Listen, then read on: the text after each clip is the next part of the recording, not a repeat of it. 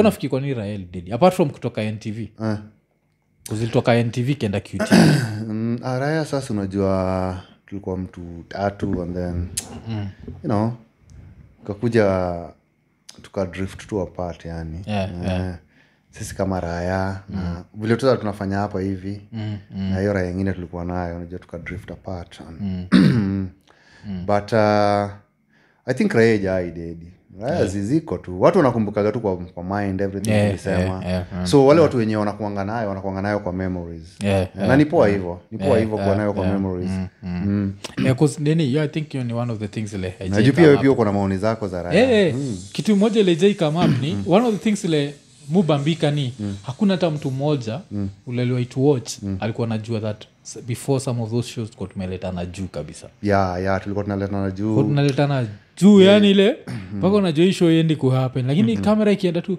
pap vitu zinakaa kamera ilikuja time poa sana sababu I think ndio ilikuwa the first ever online show hiyo time data ilikuwa 8 bob juu ilikuwa expert ilikuwa 8 bob tulitoka online tukaenda K24 from K24 mpaka ile lazima acha ile ndio isikae nikaa tunabonga mbaya lazima tushout out mse tumetu jina Hamf tutumia the whole name but mse alikuwa like a visionary cause ye kitambo kabisa alikuwa anajua YouTube is the way alafu sasa from YouTube tukaenda K24 then from K24 tukaenda NTV the only thing ile nilikuwa na feel ni kama msemenye hakulan alikuwa na ile mind state ya like zako nakumbuka the 1970s record label mind state ila want to own the masters alafu sasa cause ile time alianza equipment ilikuwa expensive so ali maintain na hiyo mentality na since mimi ndio natoa equipment na wa own alafu sisi on the other side tunajua content is king content is king yani cause content iko hapo we equipment yako kitumia leo imeishia leo ile content 20 years from now itakuwa tu itakuwa ina exist so I feel like hapo ndio cause maybe kitu watu wajuagi ni I think 2020 or something kuna ile meeting tuli have like the last meeting tuli ever have ya Raiyaa kwa tunafaa kufua Raiyaa alafu nikitaka kusema the reason nasema msemenye ni visionary ni na kumbuka alikuwa anataka ifanyagwe live nacheki so that was visionary na sasa place alinipoteza ile place alisema I'm going to own asuna zalisemaga hiyo jo mbioga kuna ile place moja mwambia gatu jo ende uningoje naitwa Kajitombe so alafu kuna best yetu ule moja naitwa kuna comedian fulani naitwa Waweru tumwambia kuna hiyo place naitwa Kajitombe akasema nyewe chukua hii finje fika pale Kenko mwambie unataka kufika Kajitombe so sasa ndio kitu happen so naweza sema like mse mwenyewe angekuwa tu anajua like content is nini ile like own a part of it like I feel like yeye amefanyaga every time tumepata chance ya kuambia mse like it's better to own a small part than the whole thing so shinda tukiambia wase kweli kabisa because hata tukipiga tuseme vile tulikuwa tunapiga kwa radio because Raiyaa ilitoka kwa radio ilikuwa Rauka then kwa Rauka and then ikakuja I think wendo alikulink sikumbuki poa lakini I think wendo alikulink akakwambia we need to do something kama ile tunafanya kwa radio Ghetto stories so from the word go ilikuwa ni kitu hauwezi ukaon because ni kitu watu wengine walikuwa wanaongea tu so I think pia hapo pia alijitupaga because sahi mimi nikiamua kudu naweza fanya tu hizo stories in another way because life iko tu the same life haija change bado tuko tu na makara wanachoma picha bado tuko tu na wasi wanaenda mjengo bado wanachoma picha kuna watu tu wanaoa kama tu kitambo so tunaweza fanya tu hiyo content bado na wale watu wako sahi generation ya sahi because wale watu waliona Raiyaa ni generation ile yenyewe kwa before so generation kusema kitu moja ile pia ilikuwa surprise na kuna siku moja tulikuwa tunatembea naye tao tukamiti kabudaka mepigilia suti mse like alikuwa in his 60s alikuwa like I love your show I use it to teach what about the society nakumbuka so many guys wameniambia hata hivyo cause nakumbuka pia nikiwa Kitale sijaisahau hata nimeenda Kitale ilikuwa kuna funeral ilikuwa Ocha then akina mother na auntie yangu fulani wakasema ni wa drive ni wapeleke Kitale so niko Kitale akina mother sijui amedo nini mimi nikashuka kwa ndani natembea tu Kitale tu na mind kama that's juka na uzanika go Raiyaa nikacheki jo cuz ili end up iki like watu an older generation walikuwa naifurahia kushinda like kitu moja fani ni mother in law au like the mother na father in law walikuwa mafans kabisa kushinda mtoi wao alikuwa anafikiria gani ya utiaji wife alikuwa anajua gani ya utiaji lakini ati madhake na budake alikuwa anaiwatch kabisa so kulikuwa na hiyo alafu sasa Kenya advertisers juu ya hiyo I think iliwa confused the fact ilikuwa not all youth love this then hakuenda wakajua like the actual people who spend walikuwa wanapenda hiyo show so ndio ikashindwa kupata like a second nini but sasa hiyo ni tukiangalia the TV side but ikikam now as a product itself shida ilikuwa juu ya like hiyo ownership like kwa nini unataka kuown cause niko na shida like sana jua vile kama hapa hizi stories ni hard jo unajua watu creativity ni kitu moja I think watu wengi udharau especially wale watu tunaweza sema ni watu wa before unaona watu wa before wale watu wenye walikuwa you know wako na frequencies vitu kama hizo alikuwa ametuachana miaka ngapi miaka kidogo sana tulikuwa like the same whatever ilikuwa tu zako nataka anasema si kutuacha kimiaka but wale watu wenye walianza kuona equipments and frequencies in the previous decade walikuwa wanaona I have a camera I have maybe a frequency walikuwa na dharau sana talented guys wanaona uchalia kwa na talent ananiambia nini nisipompatia camera ama nisipompatia frequency is dead because I remember pia mimi career yangu ya comedy ilikuwa affected sana because the only place ninge perform ni kwa TV na hakuna place wewe unakumbuka tu the struggles of mainstream media because my style ni style yenye watu wengi wako ready kusikiza because watu wapendi kujiangalia because unajua style yangu ni very simple kama unachoma tunasema tu unachoma na kama unachoma it means kuna 1 million people wanachoma so hao 1 million people ndio walikuwa most of them wana on frequencies nakumbuka hata wewe Raiyaa tulikuwa na shida sana ya content I think tulikuwa tunarudia some kuna clips because kuna ile time atakuwa in that creative space lakini Zach kuna kitu unataka kusema kabla nilikuwa nasema hiyo story ya msee kutoka ku on ish in this age when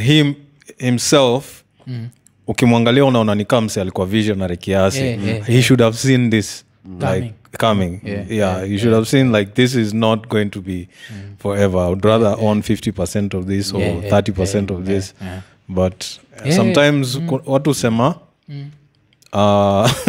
the clever people all also clever sana ndio end up wakifuck up kushinda stupid people because clever people try to overthink it stupid people just do it zile ilikuwa gani Janet Jackson you don't know what you got till it's gone ina coming to that because mu feel sad that unimse ningefurahia kuwork na yeye kwa sababu alikuwa visionary sana the only thing ni sikuwa ready for anyone to own shit nacheki cause ilikuwa ina take time kukaa chini kufikiria story alafu kitu watu wako wanajua kitu kuna nibambaga na Raiyaa ni hiyo time ndio like one of the mwambia gase like one of the greatest comedians mjua gani ni Raiyaa cause kuna time tuko tuna kama up na stories so Rapcha kama up na stories ka 3 kama up na stories 3 Raiyaa itafanya stories nimekama up nazo nicheke mpaka nitoke kwa set kuna time wasana nakumbuka wangeona nimeamka tu natoka juu hiyo ni kimoja na organ nimekuheshimia juu Raiyaa itachukua kitu yako like idea yako as long as umepaint ukamwambia joke iko hapa akamwambia okay sawa alafu anaipeleka direction nyingine hata kama hiyo place ulimwambia alafu achape taa nyingine so ni kitu moja niko na respect sana juu yako but so ilikuwa sad sana kucheki unajua pia mimi nilijamii vile Raiyaa iliisha because ilikuwa apart from kuwa unajua ni comedy ilikuwa inasaidia Raiyaa za kawaida because kuna Raiyaa mingi sana nilikuwa napatana nazo zinasema unajua kuna mambo mliongelelea kuhusu bibi anafanya hivi yani kama mliniona kindani mwambie usijali hiyo ndio kuna azin unajua ukipiga comedy yenye ina connect na wasee inakonga sana kuliko comedy ya imagination like one of the funniest jokes I think nisha mention hapa ile tulifanyaga ni kunileta niko na bonga juu ya how kuwa romantic majuu na Africa ni different so uko na bonga vile ati majuu watu raruliana nguo na anarusha kila pahali so kama tena story yake kamlu ati kamengia kwa keja mtu kwa kuna kuangana Raiyaa kaa hizo umeenda kuondoana kwa keja mtu alafu ujui place trao iko nini sasa ati ule msee mwenye hawa amekam so kulikuwa na hizo nini but kulikuwa na hiyo tunaisema tu ndio mse yote ule ana own the best equipment because kasa hizi the best equipment niko sure kuna hizi ma 8K camera tuko sure umezibai pesa mingi lakini as soon as umecome to creative mbele yazo jua the camera means nothing. The camera means hata nimeambia watu wengi sana because kuna kitu nimetry kufanya nikiwa solo na nimepata hiyo mentality bado iko. Hiyo mentality bado iko. Camera. Wasi wanakuambia ati I own the camera. So I own you. Hata vile tu nilikuwa nakwambia even media houses. Bado ziko katika hiyo as you understand ya kwamba the only thing itabaki kwa media house ni cameraman na camera. Because the talent ita leave. Alafu the worst thing ni the super expensive big cameras you're buying zinakuwa useless because the smaller ones are easier to carry, they shoot better and we bado uko hapo unalia story we bado hapo unalia because you paid expensive equipment unataka it won't work. Afadhali hata uitumie tu kushoot vitu cheap mpaka ile skuta recover do yako.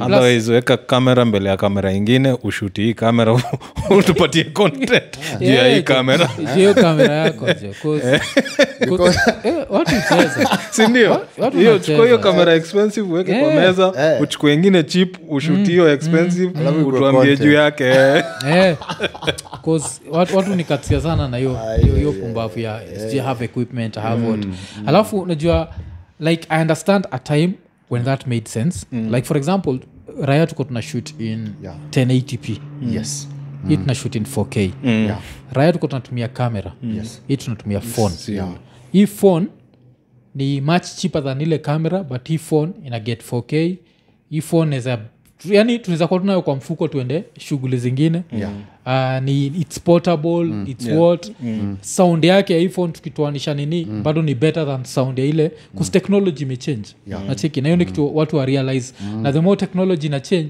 the more all this other equipment ina become cuz ni Wakenya wangapi wanatumia 8K TVs kidogo sana very few so like try kutuonyesha vile kamera yako sijui ni what so kuna hiyo aspect and then kuna usability cause kama kuna kamdosi fulani nimeongea gani na stamtaja but imported a whole bunch of like 8K equipment not just camera 8K equipment mingi but hakuna mtu yote kwa workforce yake anajua kuioperate so back to square one afadhali ungechukua tu ma iPhone kibao ungechukua iPhone kibao just hata kila mtu mwenye anajua content creators wengi unajua wa young unajua lazima pia wapigie big up the young comedians unajua walikam waka break the ice walisaidia sana pia wasekaa sisi na walifungua macho ya the older generation ya mainstream media because the older generation nikiongea kama comedian because nimefanyia media house mob ukikam na talent only ulikuwa unabebwa nikaa rubbish nakataka huyo akuje aongee sisi tuoneshe wa Kenya sababu TV ni yetu and then tumpatie 2,000 au wase watabaki the only thing watabaki nayo ni vile Zaka amesema a cameraman and a frequency and a TV in this decade si tuko 2022 unajua tutakuja kufanya Iko Nini hapa tena 5 years from now na kwa nasema hii media house ilikuwa kubwa na ilikufa because zilikuwa tunago digital tunago digital sote because kitu fani ni mimi hizi debate zote nimeziwatch online TV yangu kijani hakuna aerial kule kuna kuaga na ile digital aerial Zak pia unaga aerial unacheki na anything tukitaka kuona we go and watch online cause kuna kitu moja ile pia nani Jemo ule mse alisemaga ile listik na mimi kabisa that gazeti ni news ya jana na kunga time yetu gazeti ilikuwa news but sikuzi gazeti ni news ya jana TV by the time unatupatia news tayari tushaona clips on Twitter check because Twitter ndio naweza sema sikuzi ndio our main source of news ndio like first hand ni Twitter so hizi media stations zinafaa kwa zinafikiria how do I advertise through Twitter ndio kabla ni watch clip yako ya nini kuwe na hiyo ad hata wako wakishikanisha na something else so wale watu wataki kuona the headlines peke yake wanaweza ona hiyo ad na yani there's so many ways to do it they need to rethink the whole thing unaona mimi my experience na hizi media house zote ni I think wanaogopa wanashindwa what to do sababu wanaona in order for them to conquer online they have to empower their employees lazima nikushika nikwambie mwaf wewe unafanyanga kwa TV tunataka tukupatie do utufanyie bado online. Hiyo ni kukupatia jobs mbili with 2 salaries. So wanachukua ile content yenye iko kwa TV wanaiweka online. So swali yangu ni kama tuone TV unafikiri tatu interest online? Itakuwa ngumu sana. Itakuwa ngumu sana kama si kuona news zako kwa tele. So unless ikuwe ni ka clip kadogo ka online kenye for example a governor alisema hivi but hata mwenye alisoma hiyo news I don't want to know. Si kama kitambo ile news anchor alikuwa anakuja na suit yake mpya mjua maringo celebrity nini. Alafu nini kitu kingine ni tukiangalia like something like radio for example. Ukiwa on radio ulikuwa naambiwa a link should never be this long. Like has to be super short. Alafu kitu kingine inakaa ikaitwa podcast ikakaa kuonyesha like watu tayari siku hizi people can find their own music. So people actually want to hear you talk. So hii design ya kitambo ikaanza kuisha kwa sababu nataka kusikia like your views on 1 2 3 things. Number 1 ukiwa kwa podcast uko more free unaweza bonga vitu zingine zile wezi ongea kwa mainstream radio. Mtu anaweza amua binge listen kwa sababu unajua tuna live pia ni hiyo time ya binge watch na binge listen. So ukiniambia the only time naweza sikia mse ni kutoka saa 9 mpaka saa 10. What if I'm busy hii time? Wacheki but sasa kaa kitu iko online nikushua hii inaweza isikiza hata saa 9 usiku. Wacheki kasi sasa the online audience by time tuna post show like around saa 6 Kenyan time. Hiyo ni saa 1 Australia si ndio? Saa 11 New York. Saa 8 usiku LA. Unacheki na watu wote wata interact na hii umse wa LA maybe amelala hata kama you watch baadaye. But sasa radio ni hizo specific time na say haoni nini but kitu sasa inanibamba kabisa ni vile kina Mongai Eve. Lakini Mongai Eve si comedian unaweza sema haja change vitu but saizi tukiangalia like the new comedians wamekaa after nyinyi akina Crazy Kena Flaco ni hard sana kuemploy. Sasa unajua mimi first of all like lazima full time job lazima niseme nimefurahi sana na mavijana especially Crazy Kena. Mimi naonaga hata kuna kachali kingine naonaga TikTok kuna Buying Lines Benoma Lines na neza waambia never accept to be employed because sisi tulifanya mistake ya kuaccept hatukufanya mistake. Naweza sema hakukuwa na options zingine. Hakukuwa na options. Internet haikuwa exist. So tulikuwa exploited kabisa. Unapata mdosi amekaa kwa ofisi anaona huyu mwaf the only thing ako nayo ni a joke. Na hiyo time comedians ilikuwa saturated market. Unaweza pata mtu anaweza chukua lines za somewhere else azitumie na amekaria because hakukuwa na social. Sasa hivi ni ngumu sana uchukue lines za Crazy Kena uende ukatumia kwa radio. Na the old comedians wenye walikuwa wanajaribu kufanya hivyo walikuwa called out. Nakumbuka walikuwa called out wanaambiwa you are a comedian, wewe ni mtu unalipwa millions to think. Huwezi ukachukua jokes za Crazy Kena, Flaco. So mimi first of all lazima niseme ama vijana wamenibamba sana because wamejua kutumia internet na wamejua ya kwamba the media you know the people in the media are very old school na ni watu wenye wana believe talent is rubbish is nothing. Na hiyo ndio kitu yenye itawakill because unaona for example mtu kama mimi now I want to go back to nilikuwa na spell ya depression hatukuwa tumeongelelea hiyo but nilikuwa na spell of depression. So by the time online inakuja kuhit there's nothing ningeweza kufanya because comedy ni demanding sana mentally creativity mental space kama kuna kitu inakusumbua kwa creative ni very difficult. So hata ma stand up comedians wale wenye mimi najua hata akiongea story yake they took some time to rest and then akafeel niko comfortable kwenda on stage kuiongea. So hata sisi old school comedians we are coming now online to share our jokes za watu wazee wale watu wenye mainstream media inategemea are gonna be watching TV. Those are the guys now we want to entertain. Unaona sisi na akina Crazy Kena wana entertain the young people who don't want anything to watch on TV because ukiangalia kama zile comedies zenye ziko kwa TV if you look at mainstream TVs the big ones zimekuwa zikifanya the same content for over one decade. So you notice Tuesday, Monday, Tuesday, Wednesday as we come notice Monday is the same sense. Comedy Tuesday is the same for an entire decade. So wale ma comedians because hata wale mabeshte wangu wale tulikuwa tunafanya nao comedy wengi wananiambia they want to get online and these are the guys that will bury mainstream media. Mimi ukiniuliza because sisi sasa ndio tuko na content ya watu wenye wako 40 year old wenye mainstream media mainstream media kilenza sema ni wakitaka kuwini fight waambie gavaya check stock kuspread internet, that's the only way. Alafu shida technology ni you can never stop technology. You can never stop technology. You can never sababu mimi the only thing I know is watu wengi wanakuanga wamedharau up country na hiyo ndio makosa kubwa sana yenye watu udu wako na ile mentality ya mainstream media is going to be alive for another decade. We can use the people who don't have internet. We can lie to them, but one thing wanasahau ni ati hata kwa kila remote utapata kuna kale kababi kamoja kana kwanga online either hata ukienda Turkana utapata kuna kale si unajua Zak kuna kababi kamoja kwa Facebook unajua kana kati ya mademu huko online na mtu celebrity kuna wajuaji pia usinini ocha pia kuna kwa na wajuaji na hao wajuaji ndio wanakuaganika role models wa watu wa huko so watu watafuata kitu wao watu watafanya. Alafu nini kuna hii kampani moja ile mimi naweza ipatia free advice na hii iko na nothing to do Rapcha hii kutoka kwangu. Airtel mushindanisia Airtel is making losses. Airtel all na kudu ni kuspread internet places Safaricom haijafika. Because there is a whole market in these up countries wasi wanangoja tu hiyo internet. Na internet the more ina spread the more mainstream media inafaa kuwa very afraid. Because saa hizi like utaniapatia your opinion and this opinion is pegged on pleasing our advertisers. Sindio?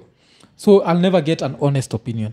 Saa hiyo unapata there's a reason why like mainstream media za majuu sikuzika nini even on CNN zina shit upita unajua like that's bullshit. Nilisikia kwa CNN nilisikia kwa nini mainstream TV juzi hapa Kenya hapa Kenya a very high ranking politician akitumia jina shit so unacheki kuna hizo but si hao watatry kucensor mimi kile natry kuonyesha ni vile things are changing so fast that hata nini talking of CNN walitry ile subscription plan yao ikafail ati they invested around 100 million wakaend up na less than 10,000 subscribers na sasa hiyo walikuwa na charge around $10 so they invested 100 million made less than 100,000 paka wakaistop. That's how much like the way we consume news in a change. So if the way we consume news in a change, now the question has to be why and this has nothing to do with Rapcha but why are we overpaying news presenters? Because news presenter analipwa domob kushinda ka comedian fulani na huko comedian ndio analeta watu cause by the time news nini ananisomea news tayari nilishaisikia unacheki mimi kama hata udema kona rasapo wa nini wa KBC niweka mkujua ni wa KBC through some WhatsApp group like udema wa KBC niko like cause mimi niko natuka dem karibu na kamera kwa rasa siko interested kujua iko channel gani cause news yangu nitaipata before 7 p.m. If it's important I'll know it before 7 if it's important I'll know it before 9 so kama mupatia an example ya budangu ka budangu alididi 1996 na news ilikuwa ga 7 na 9 26 years later news bado ni 7 na 9 like 7 na 9 serious na unajua sisi kama ma comedians wale wenye tuligo through the mainstream media tuliget employment without papers because now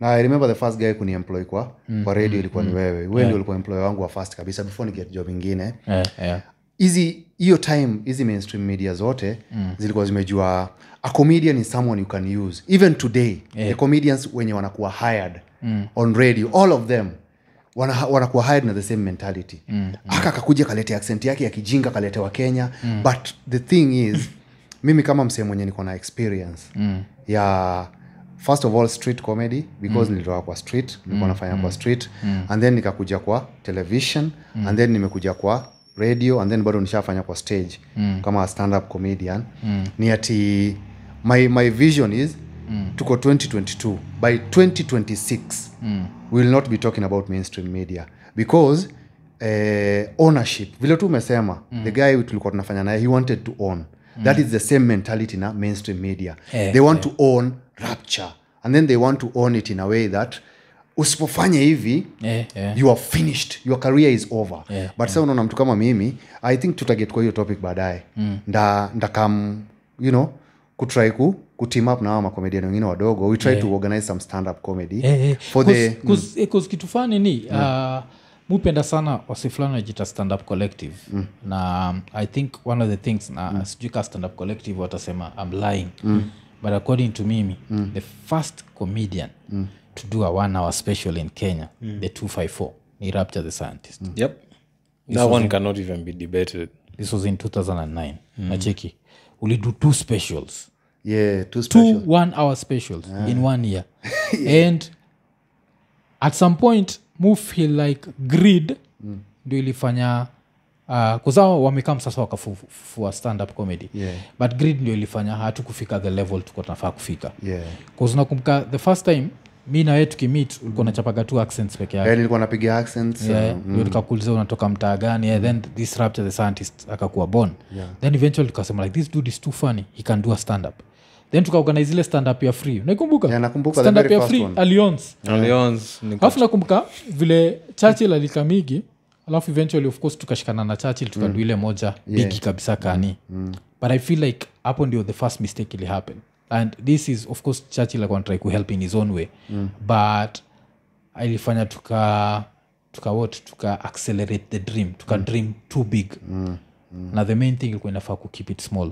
And I feel like that's now the difference na kina stand up collective punchline comedy they've kept it small so ita blow up pole afu itakuwa huge kabisa. But ila yeli chapaga like 1 hour specials nacheki like nakumbukaga hiyo ya Lyons ilikuwa matata hiyo hata time sijui nani nafikiria hata kiasi sijui kama naweza admit but I feel like Churchill hiyo time aliingiza njeve kidogo alikuwa like this is some other shit that's coming. Alafu kuna time mlikaa mkaletana juu shida ilikuwa nini? Hiyo Raiyaa mali ilikuja ikanibo hiyo stand up ya pili tulifanya na yeye alianza kuchukua hizo jokes anazitumia kwa TV without credit. Unajua as creatives credit ndio unaona hata nikichukua hiyo music because wewe unajua uko na music yako to this very day you have your own music na unaweza pata young rapper anasema mwafu sasa mwafu afanyi rap anymore so I can do so by the time nilikuja nikaondokea kidogo because nilikuwa 2020 2009 and then 2010 nilikuwa nafanya Ghetto radio 2011 nikachujwa job so nilikuwa na mtoi mdogo because hiyo nilichujwa kwa by the way hii story nakwanga pia sad because mimi nilivutangwa job kama Richard Pryor kwa tumbo 8 months nikajaribu kuplead nikajaribu kuplead na ule chali mwenye alikuwa na lead Ghetto radio just give me 6 months to take my son out of the maternity akakataa alafu najua hiyo yako lazima ni apologize kwa niko sure ulichujwa juu yangu kulikuwa mabeste sana lakini unajua bado the beauty is bado saa tutaendelea kufanya na wewe tunaweza hata overlive the company because even ni kama vile tu content ulisema content media iko na like a certain level haiwezi frequency ni Nairobi peke yake hii frequency yangu jo iko Australia jo buda jeki kuna sana to join from Ecuador South Thailand Bangkok yani hakuna kitu nizaniambia nacheki alafu more than that tunawaka vile tunataka nacheki hakuna ati mtu anatuscream hapa ati we need to hit a target sijui nini so hiyo hata hiyo story tulishaiacha lakini ningejumoja niuliza lazima ningesema mtoi wangu Richard Pryor ni one of the children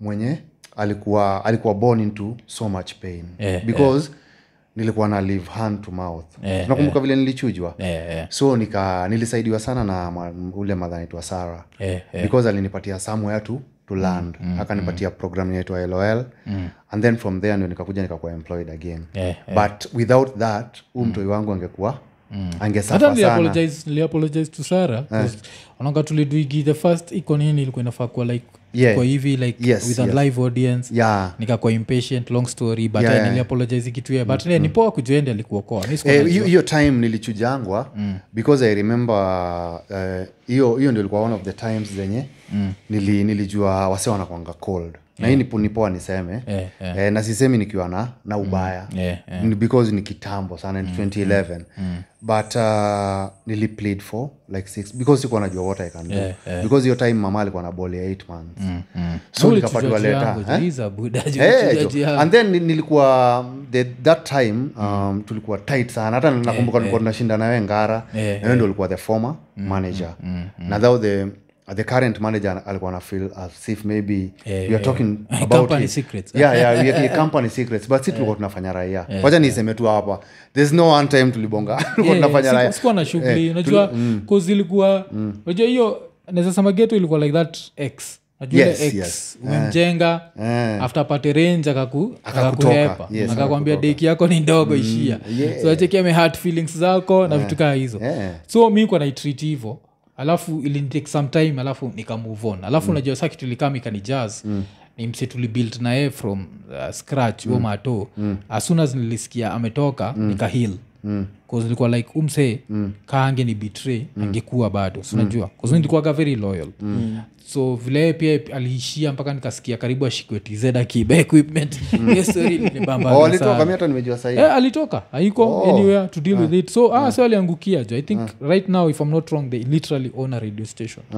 that I was saying wagalaki jo that they had nothing to nini the only thing is waharibu ni I hope wanajuaga place hiyo frequency imetoka because frequency si ya Ghetto frequency I think so hiyo frequency ilikuwa ina operate like tulipataga saizi naweza sema cause the statute of limitations imepita kuna kabuda kalichotewa KBC hiyo frequency ikapatikana na walami wako involved saizi so deal ilikuwa inafaa kuwa 50% ya profits zote za Ghetto radio zinafaa kwenda KBC and I doubt if that happens unacheki na saizi naweza choma juu sijali fuck that you guys na kama kuna wase wanakulia lazima KBC this is like and that's it actually makes sense like KBC list this is a successful station go take your 50% yes because you 89.5 ina belong to the Kenyan government unacheki and kulikuwa kuna rumors vile KBC ilikuwa struggle some time back I can't remember and you have one profit making institution they were cutting down on a bunch of things and one of them is kuna kitu inakula stima Limuru so nacheki so kuna hizo elements zile za KBC siwezi kuwa surprised kuna kamdosi KBC hawajui ni frequency yao kwa sababu wanakuwa kama antirada like kuna hii do inafaa kwa inakama wanafaa kwa wanaangalia zile books wanago through hizo books zote wako like wakitengeneza hii do kutoka hii time alafu hii do itumike kuboost vitu zingine KBC because that's actually a successful so that means station. These motherfuckers are never audited mbona companies zingine zinakuwa audited alafu zingine haziko because kungekuwa audited wangejua kuna frequency kwa mahali inafaa kuwa inaingisha this amount of money KBC unachomaga picha sana but I think unajua kila kitu inakuanga na advantages na disadvantages ili tusaidia mimi na wewe hiyo frequency mimi na wewe because hapo normally tukapatana nika launch my stand up comedy career because kama tungepatana ningeendelea kufanya ile style because wewe ndio ulikuja I remember pia Zach ulikuwa na hii style of comedy and then there was no one in Kenya mwenye alikuwa anadu and then mimi nakwaga tu mpoa ku tell stories so hata saa hii nikikuja tu unajua niseme for example sasa niko 41 years sasa ndio naingia the second phase of stand up comedy sasa nikasema hii phase ndio ile Chris Rock alikuwa anapiga akiwa ile Never Scared alikuwa I think 40 si ndio but maybe alikuwa young kidogo mimi kitu naweza sema na hii kitu moja naweza kusema pia tunaingia the phase ya collaboration na kuna watu wamekuwa kidu like big live shows specifically wasa ushai work now sijui call work now directly but Abel na Njugush Abel niliwork na yeye nikifanya LOL I remember alikuwa one of the guys mwenye nilishtua kam kulikuwa na OJ cause nini reason nafanya nasema ni mimi like one of the things naweza taka sana kuwa involved in it but mu feel like a comedy like a Rapcha 1 hour special produced by Abel alafu shot by Phil TV hiyo yao alafu mimi naweza kuwa kwa background tu ile kumake sure umeka game yako ayo hiyo kishoenda kwa kana umse kuna joke ulinipatiaga nikishingara ya Ruto mtu akakugonga kichwa kwa ukuta juu joke nakumbuka nilikuwa nimeisha mbavu zina alafu ile tukapoteleana kidogo the next time na mitira yani like kuna hiyo joke limekigijwa Ruto haikumbuki that's how funny alafu naangalia time alikuwa na do stand up nilikuwa na make sure akisema kitu naandika hizo like the main notes so hata hiyo niliandikaga pahali but sikuwa hii nini but mi na feel hiyo niza kuwa cause pia tunakam to hiyo era ya collaborations especially ya wale watu wataki kuoniwa cause pia ushaangalia ile kitu ile happen na nini na Abel vile alisema ni vile aligrow as a writer akasema like sasa sitaki kukamin ka employee nataka nikamin ka company I want to own this yakambo kuna place nitoka Jitu ameenda ungoje alafu yeye akasema Kajitu ambe wakaishia wakapata hiyo kwao ni holiday huko ni home kwao so since how they own there would be people to collaborate with those are the guys wenye naweza sema out of our generation akina Abel Mutua ni wale wase wenye walituonesha wase kama sisi direction because Abel Mutua and very many other guys unajua akina Njugush kuna Jemo ule mse this online guys Jemo ule mse alikuwa futuristic yani hiyo time alafu nakunga kitu moja hata alikama akasema hapa vile Raiyaa ilikuwa si unajua tulikuwa tunapata ka check kila mwezi na Jemo akiniambia sasa hii kitu yenu ndio mnafaa kuisukuma pia online na ubaya mimi nikachukua na niambia nini acha mimi nichukue kale ka check kangu ka employee you guys sasa unaona ile tunataka kusema ni ati sisi wenye tulikuwa tuko na other challenges kama mimi nilikuwa na problems za addiction zilikuwa zinafanya focus inapotea and then nilikuwa na other personal problems zangu za family na unajua ni one of those things zenye nilikuwa tu kama the previous generation nilipata mtoto nikiwa myang kwanza sasa lazima tubongejwe hiyo like kitu moja nishaiambia say hapa like mi buda alikuwa addicted my uncle zangu nini alafu sasa we at some point here alikuwa like niko na tukua tight sana tulikuwa tight kuna time ulikuwa na drink na iko na ni disappoint yani kwa shindo like umsejo kwa nini na drink hivi alafu kuna vile mi pia vile mjuni alikam na swara na kuna time ulikuwa unaniokolea nadunge Raiyaa jo kwa na mimi niko stress na nirushia do ya diapers na nini but sasa nini hata nimepoteza train of thought yangu niko na bonga jeni addiction so all of a sudden nasikia Rapcha aliacha kuwaka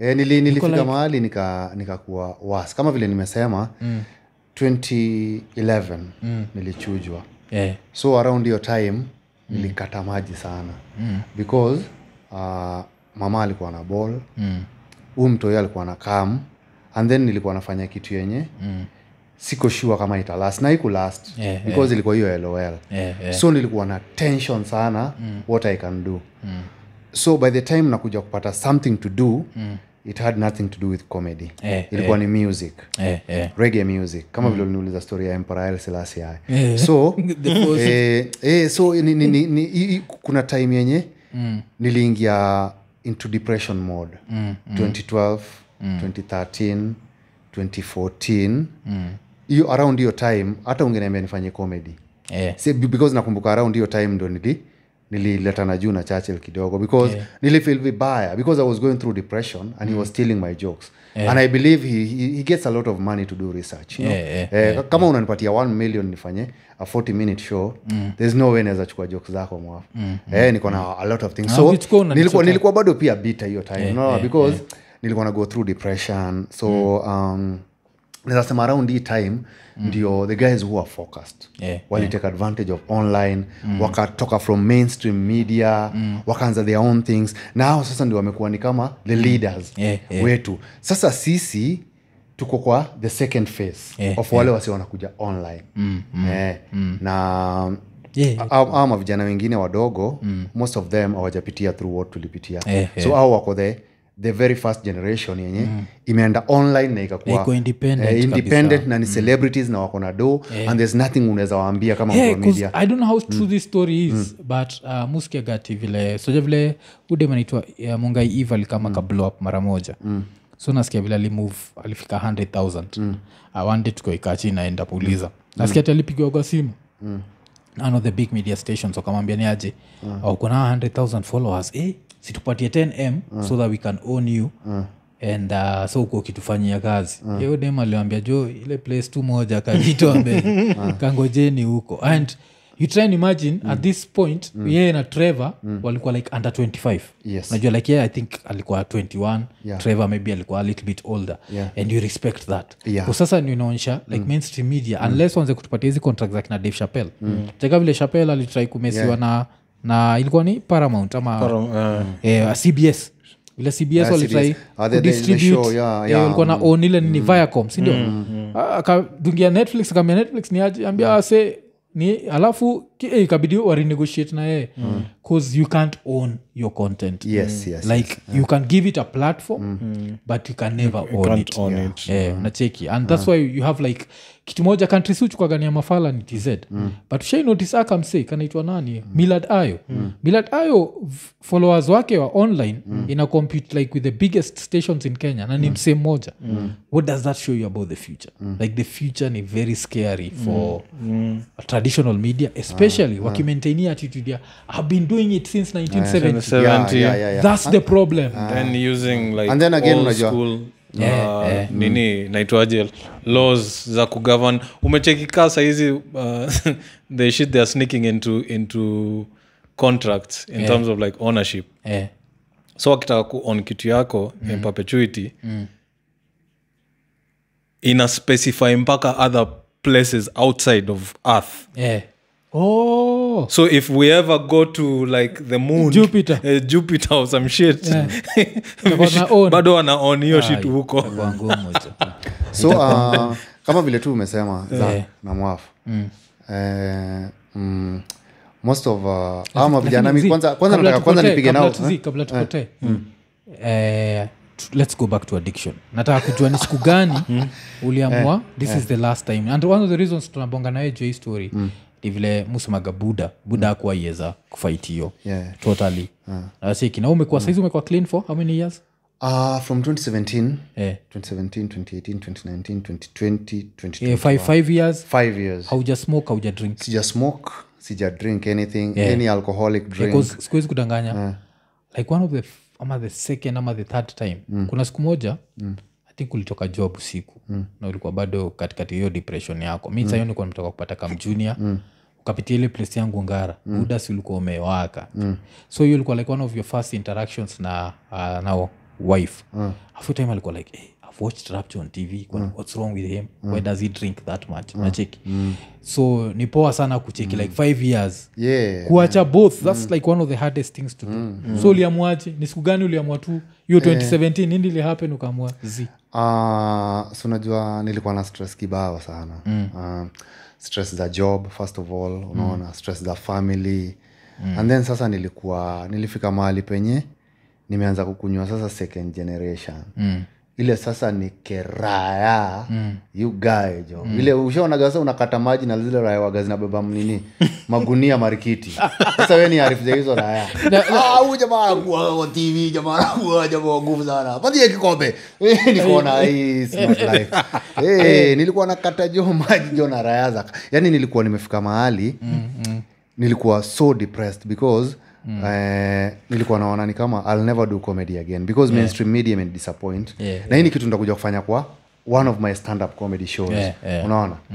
Nikikuja ku get because najua nitakuja tu ku get back. No?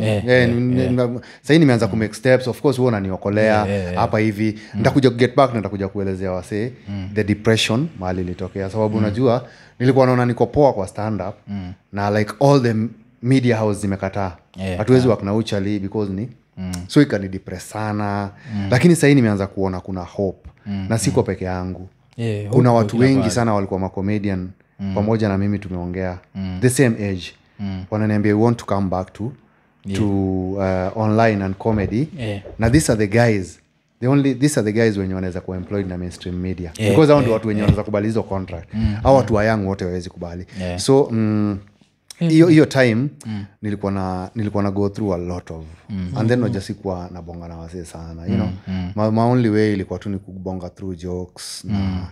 Alafu na feel ni kama ile the fact nilikuwa naishi Kingara kuna time kwa tunaonana sana kabla uende job ngepitia hivyo sasa vile nilienda Plangata tukaanza kuona na less ilikuwa mwaka gani ulienda huko? I think 20 nilimove sasa Langata 2017 yenyewe I think ama kitu kama hiyo 27 because around your time ndo nilikuja kuacha sasa hata because nilikuwa nimefika mahali penye nakumbuka juu kuna siku fulani karibu ni die na ndae hata nikaona tu ni God ndiye ameniokolea because nilikuwa nimelewa as nilikuwa tu kwa road Raiyaa and then lori ikapita hapa ikapita tu na side mirror and then ikaguza dinga nyuma kidogo ikagwara nyuma mabati vile mabati ugwaro inararuka so nilipata incidents kama hizo kama mbili nikaona ni kama hii ni sign ya sasa imefika mahali penye lazima niwache nikawacha kabisa sasa nimekuwa clean for 5 years yani nilisonga kugo cold turkey uliacha tu hiyo ndio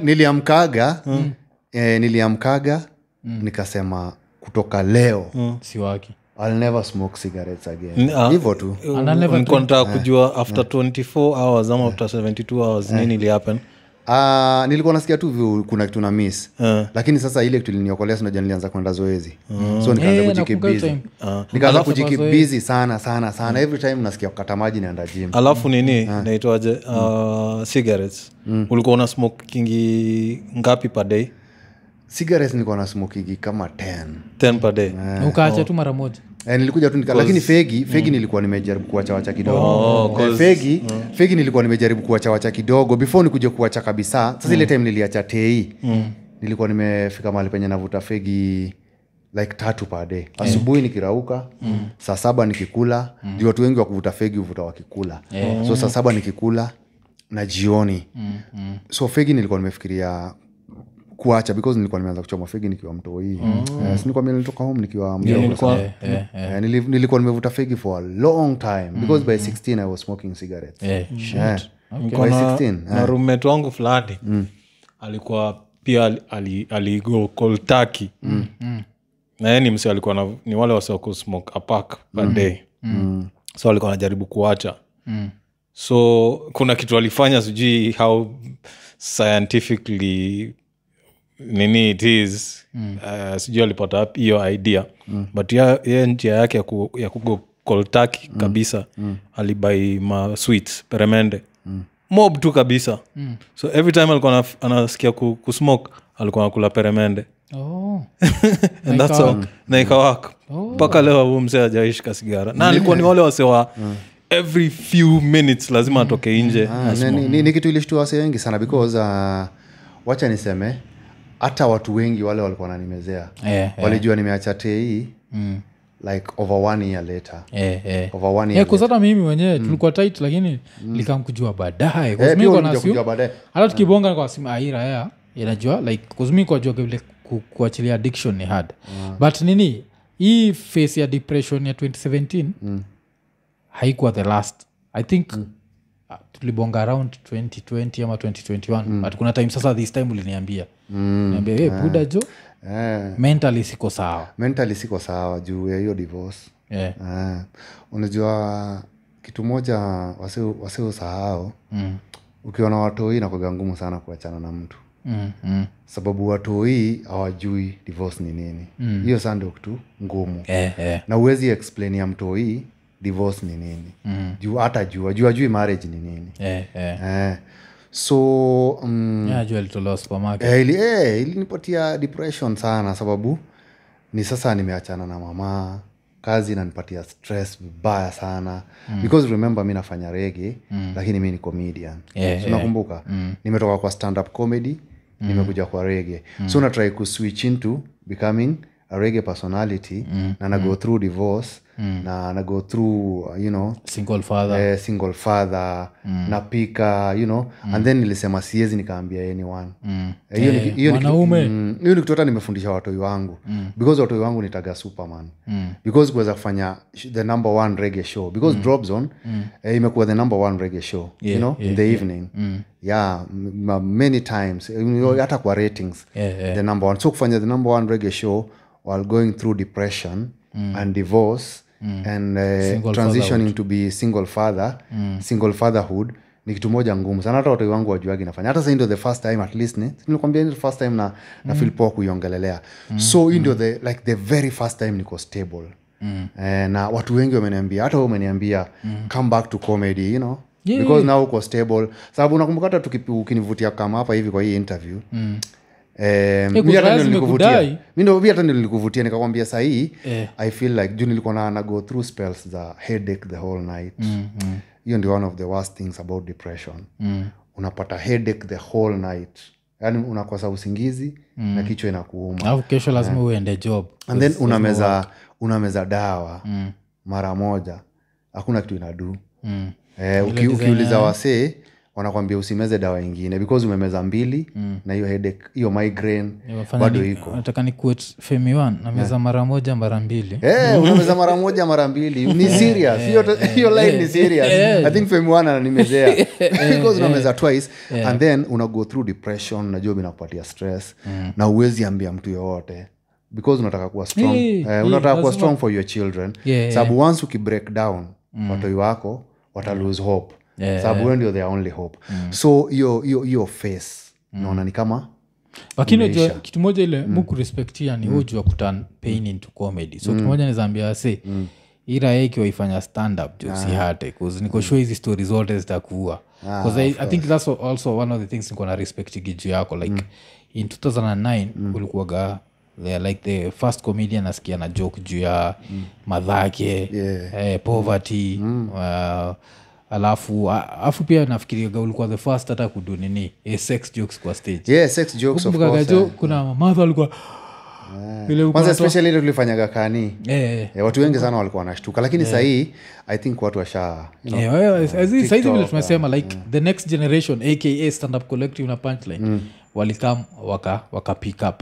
Lakini sasa sijui kama wanajua hizo roots like before washani invite nishabonga mpaka na Dag lakini ile time nilienda stand up collective nilikuwa na go through depression hata nilimwambia nakumbuka huo chali namheshimu sana by the way kama atakuwa na watch Dag anamheshimu sana because aliniambia Rapcha you know nilimwambia tu vile nilikwambia nilimwambia tu the same thing nilimwambia I'm not mentally able to do because if I do ndakaa ni kama nimejam sababu nilikuwa nasikia uchungu because depression inakuanga ni painful alafu una go through long spells bila kulala una go through unaweza enda hata sometimes hata 2 days unajua mimi hata nashinda vile brain work unaona kama uko sawa uwezi enda hata 9 hours bila kudozi utaanza tu kusinzia hata ukiwa kwa dinga lakini ukikuwa na depression unapata inafika usiku unashinda kudozi kesho yake mpaka unaona ni kama utachizi because kesho yake unafikiria jana sikulala I have to sleep kesho yake pia unakosa usingizi. Alafu unajua hiyo time spike kwenda Google because Google number like if you go 7 days without sleep you can get they can be sudden death. Google inaweza kushtua mbaya inaweza kushtua but hiyo time nilikuwa na and then unajua job zinakuwa na stresses mob sana so pia job yangu haikuwa easy on me hiyo time yote nikiwa depressed so naweza nikasema because mdosi hataki kujua nawezi blame mdosi so mimi ni msee najua kuturn my pain into profit so definitely lazima ndaturn into profit and then ama vijana wengi sana wenye wanafanya comedy saa hii najua wanaweza taka experience ya tell stories on stage because hiyo ndio kitu wako kuja kulearn hata wale ma comedian wengine the reason why they have not done stand up comedy on stage kama mimi walifanya tu kwa TV is because walifundishwa ile style ya kufanya you know punchlines peke yake unajua TV is all about punchline because it's like 5 minutes so si makosa yao so mimi najua ukiniokolea na watu wengine pia waniokolee tunaweza anza kuambia unajua unajua uzuri wako si ati kuokolea uzuri wako vile msema tu ni collaboration like ile vile nasema cause unapataga mse kama unajua kile si usahau mseka Dave Chappelle ama Chris Rock ako hiyo level wako jia ilianza as collaboration then ndio ikafika level sasa they can start their own companies and then nini but saizi na tiki tumeisukuma so tukimalizia hata tubonge juu at least a few light things hii ndio Raiyaa ya kwanza niliwaicheki pia vile nakwambia like jokes zako zile sijaisahau wewe ndio Raiyaa ya kwanza ile niliwaicheki ikisema that kuwa na Deki Bigi ikuagi blessing all the time Sijuko nakumbuka hiyo joke yako. Yeah, nakumbuka hiyo joke yangu. Ati Raiyaa fulani guitar ilikuwaga na Diki Big. Ilikuwa inaitwa Ngach you guy. Mpaka sasa bado ni mhuni. Sikia hiyo je. Mpaka sasa bado ni mhuni you guy. Jino jamaa demo watalia all the time vile wanataka sijui nini. Lakini once wanakutana na mabeast huku nje. Beast from the east.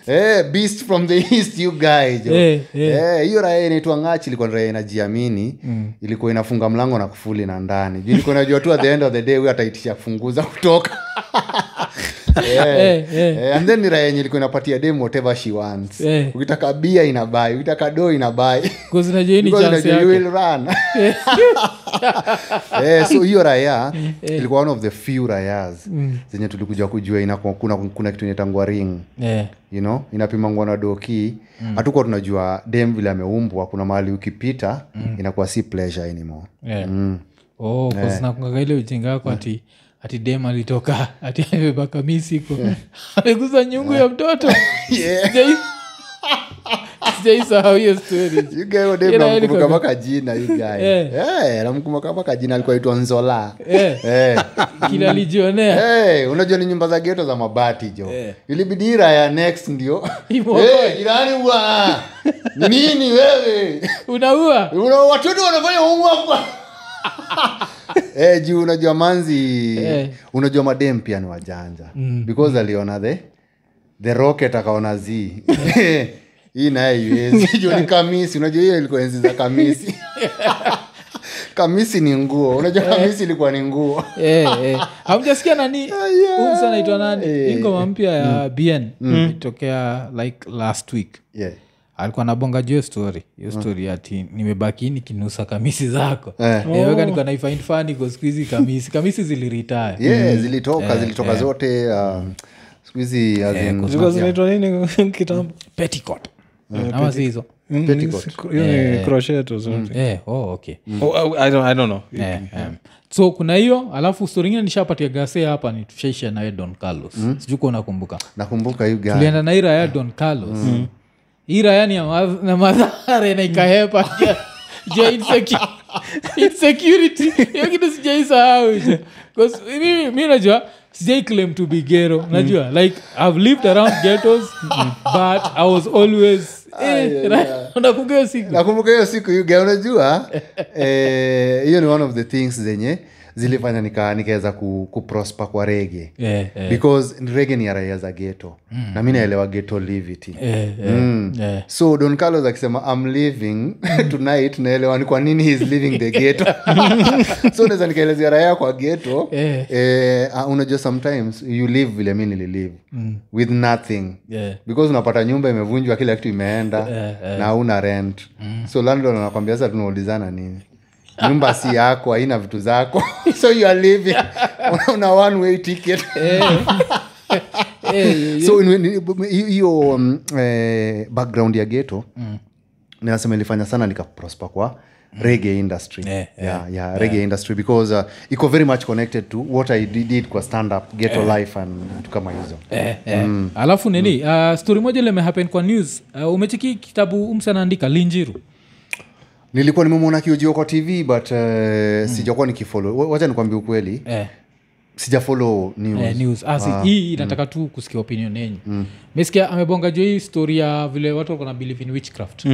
Especially during Moi's era. Because ulikuwa ukiwork State House it meant instant wealth. Like you'd be wealthy. So like different people used to use different tactics to stay pale State House wakiwork. So walipatiana story moja ile nilifind ikiwa interesting sana ya kuna mother fulani mkale alienda kwa mganga fulani afika mganga akamwambia aende kwa ofisi ya Moi avue ngodha afuaze kushuta so shapatikana kishuta alafu shida ni yani advantage ni alipatikana na kamkale fulani so jana nasikia hiyo jo ataliambua that's the only way to keep job yake. Sasa naweza taka kujua Moi alikuwa ameenda but hiyo mother jo alipatikana amevua kango jo na shooter